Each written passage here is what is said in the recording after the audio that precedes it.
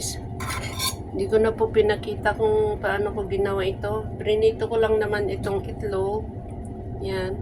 Tapos nilagyan ko ng cheese sa ibabaw. Kaya lang dumikit na dahil kanino ko pa ginawa. So, ganyan. So, dahil medyo may sipon pa tayo, gumawa ako ng aking lemon water. Lagyan natin ng konting honey para sana ay magkaroon tayo ng sana tumaas ang ating vitamin C. Yun ang sabi nila eh. Try lang.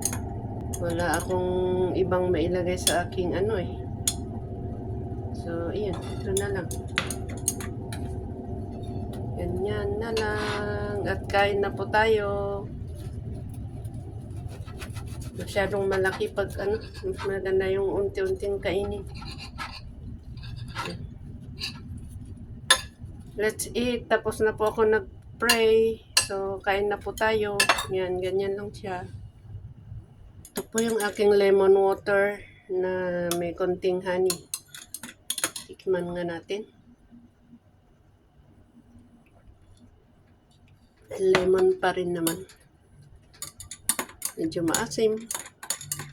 Kainan na. Maraming salamat.